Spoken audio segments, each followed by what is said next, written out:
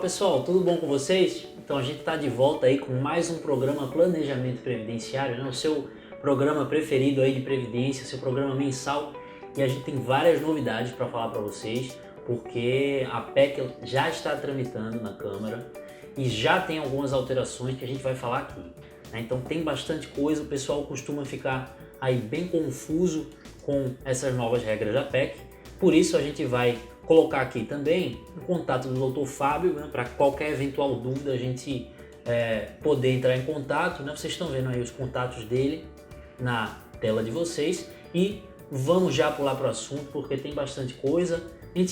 Foram alteradas aí algumas regras, principalmente regras de transição, regras na aposentadoria por idade, inclusive na regra das mulheres, né? Também teve algumas mudanças que alguns partidos apresentaram as suas emendas e alteraram aí essas regras, né? Então você está vendo aí no slide da gente falando do plano de governo.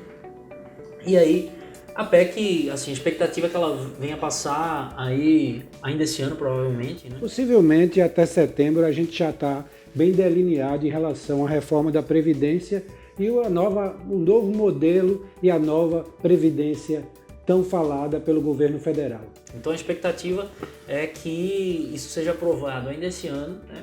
Podem haver algumas outras mudanças, mas o denominador comum já está chegando ali bem próximo e a gente não vai acabar saindo tanto disso, né? Porque o texto base já foi aprovado, então o resto é só remendo, vamos dizer assim, na PEC 0619. Até porque o Senado costuma ser mais estável, né? As decisões no Senado, como tem menos senadores, eles não costumam ser tão politizados quanto a Câmara, né? A Câmara tem mais possibilidades de emenda, né? Mais partidos, enfim. Vocês estão vendo aí um dos principais pontos que foram alterados aí no texto substitutivo da PEC, né? Que foi justamente a idade mínima, né? Os 62 anos para as mulheres e 65 para os homens. Sendo que a regra agora, que antes eram 20 anos, com esse destaque aprovado pelo destaque da reforma da Previdência, passou para 15 anos mulheres e homens. Exatamente. Então, antes a gente tinha, essa daí é a regra definitiva, né? Lembrando que a gente vai ter transições entre a regra da idade mínima, a regra da aposentadoria por idade, a gente vai ter a transição para chegar nisso daí. Mas a princípio, como é que era antes, né? Era 65 anos para os homens, 60 anos para as mulheres e 15 anos de contribuição para cada. Agora, com a PEC, a gente vai ter somente alteração na idade das mulheres. Então, exatamente. 62 anos de idade. É verdade. Bom, um ponto que deu bastante polêmica, né, foi a questão do cálculo do benefício. Inclusive, isso saiu bastante na mídia porque ensejou aí uma infidelidade, né, dos deputados aí do PDT, como, por exemplo, a Tabata Amaral, que acabou a expectativa de punição, né, desses deputados que não aderiram à orientação do partido, que era de votar contra a reforma da Previdência, e aí com a nova orientação de cálculo do benefício, né, colocando esse cálculo mais favorável para as mulheres, alguns deputados acabaram votando favoráveis à reforma, né, como foi o caso da Tabata Amaral. Exato. Então, pessoal, como é que a gente tinha a regra do cálculo anteriormente, né? Para ambos os sexos, como é que se fazia? E tinha 60%, iniciava com 60% do salário de contribuição, mais 2% para cada ano trabalhado a partir dos 15. Ou também, né, para ficar mais fácil, a gente teria aí 60% mais o tempo de contribuição. Então, 60% mais um tempo de contribuição de 40 anos, a gente teria aí 100% do benefício. Perfeito. E era assim para ambos os sexos, né? Mas a gente teve agora uma mudança com essa questão aí do lobby, principalmente de alguns partidos ali mais voltados para a esquerda, de melhorar essa regra, né, para as mulheres.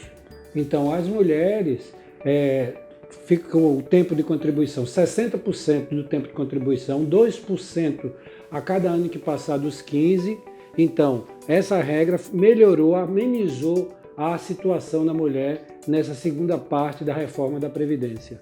E foi a forma até de facilitar um pouquinho a regra ali para poder fazer a composição política e partir para a votação. Foi até um ponto ali que o governo provavelmente não perdeu tanto financeiramente nessa questão de economizar o trilhão.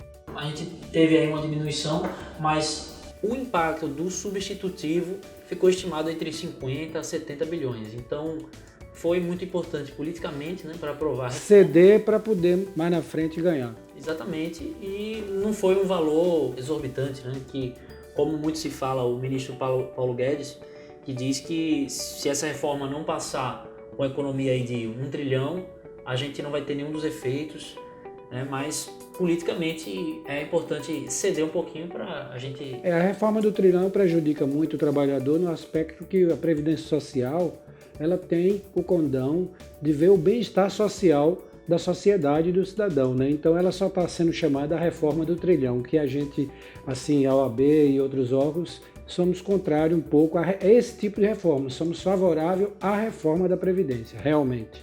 E também é muito favorável para o país, né, para os trabalhadores, que a gente tenha um país que não tem dívida pública, um país onde pode haver uma confiança internacional em investir aqui, atrair empresas, atrair emprego. Né? Então a gente tem que pensar nesses dois lados. Claro, a gente não pode só querer uma super previdência que vá auferir aí, praticamente toda a renda da população mais idosa, mas é importante também preservar o bem-estar financeiro, né, da população. Da população. Então, pessoal, a gente vai dar uma pausinha agora e no próximo bloco a gente vai falar tintim por tintim para vocês as regras que são mais relevantes para os médicos. Né? A gente sabe que houveram muitas mudanças aí com o novo substitutivo que está na Câmara dos Deputados, mas pode até ser um tema para futuros programas, né? Vocês podem deixar a sugestão aí nos comentários, mas a gente vai se ater aqui a todas as regras que são mais relevantes para os profissionais liberais e também para os servidores públicos, porque muitos médicos ali acumulam, né, funções públicas com a profissão liberal deles, e isso vai ter uma repercussão na aposentadoria. Por isso, no próximo bloco, a gente vai falar todas as regras que se aplicam a você, médico, que estão tramitando aí na PEC 06. A gente se vê já já.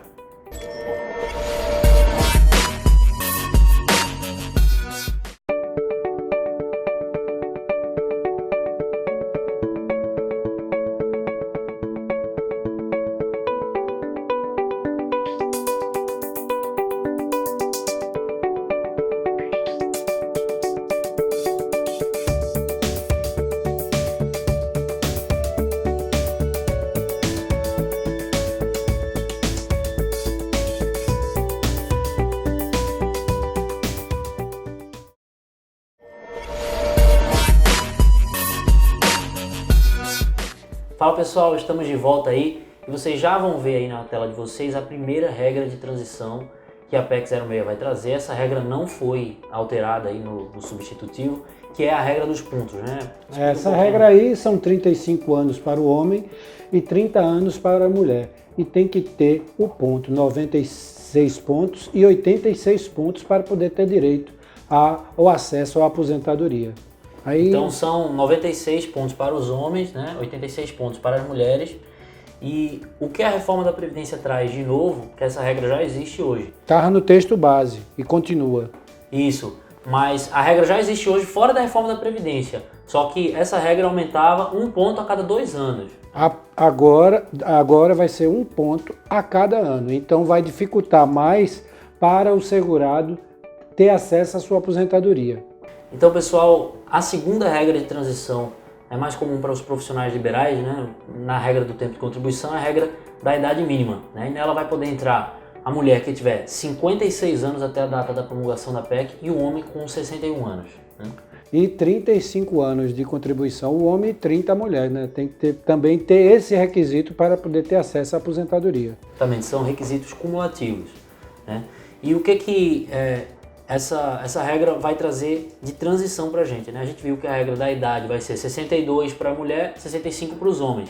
Né? E aí, para chegar nisso, a cada ano que passar, né, a PEC prevê um aumento de 6 meses aí na idade mínima, até chegar, claro, nesse limite dos 65 para os homens, 62 para as mulheres. Essa é a segunda regra de transição do regime geral. Era bom a gente deixar claro para o telespectador que essa é a segunda regra. Isso, do regime geral, né? A gente vai falar aqui sobre as regras do regime próprio.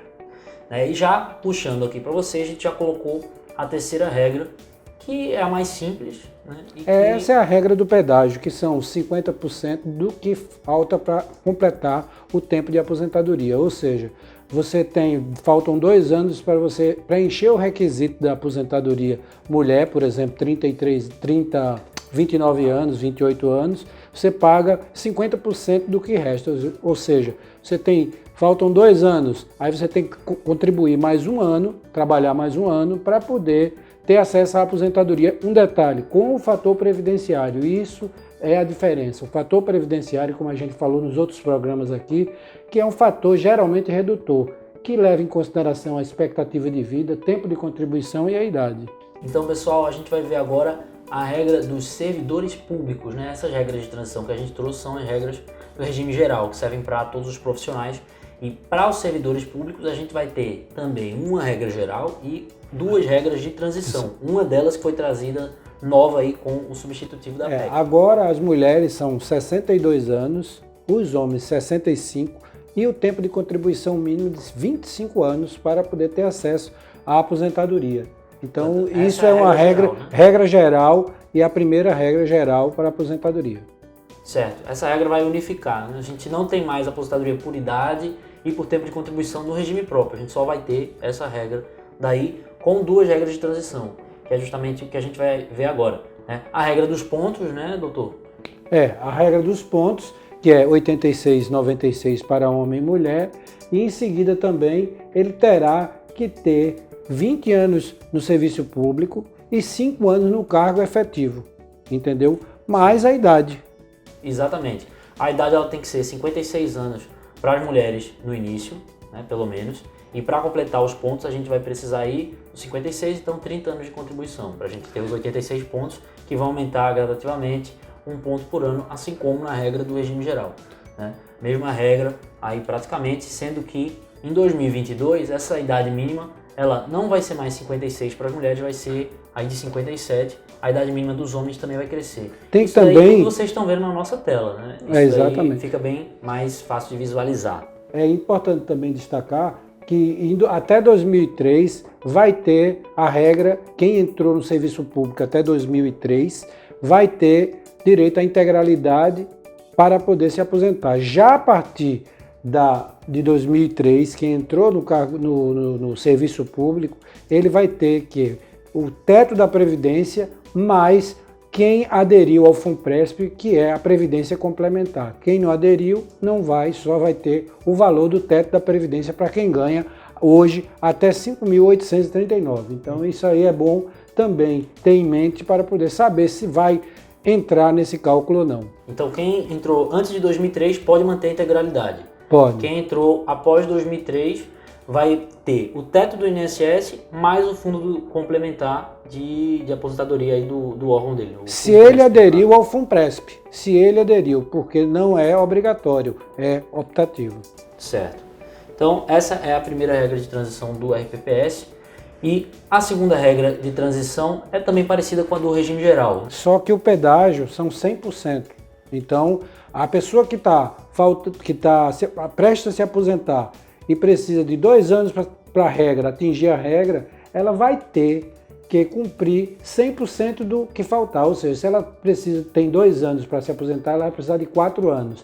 Essa é a segunda regra de transição do regime próprio. A gente vê também que a nova Previdência vai trazer alíquotas diferenciadas de contribuição para os servidores públicos, né? Vão acabar contribuindo mais. Aí, quanto mais ele passar do teto do INSS, né? Mas a alíquota vai de 7,5% até 22%.